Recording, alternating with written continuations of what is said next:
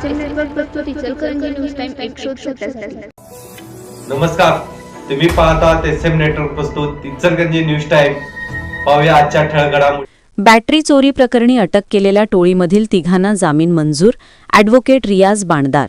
चोरीच्या इराद्याने निरनिराळ्या मालवाहतूक वाहनांमधील व ट्रकमधील बॅटऱ्या काढून त्यांची इतरत्र विक्री केल्याप्रकरणी शिवाजीनगर पोलीस ठाणे येथील पोलिसांनी प्रथमतः विकास शरद जिरगे, शिवम भारत झेंडे या दोघा आरोपींना दिनांक 12 मार्च 2026 रोजी अटक करून त्यांच्याकडून बॅटऱ्या हस्तगत केल्या होत्या.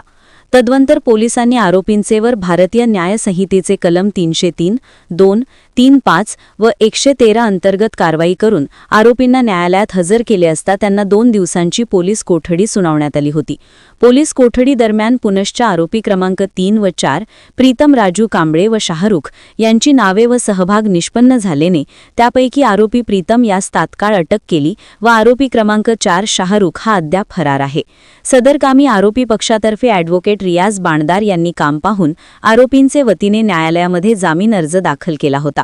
सदर जामीन अर्जावर सुनावणी होऊन न्यायालयाने तीनही आरोपींना योग्य त्या अटी व शर्तीवर जामिनावर मुक्त करण्याचे आदेश दिले.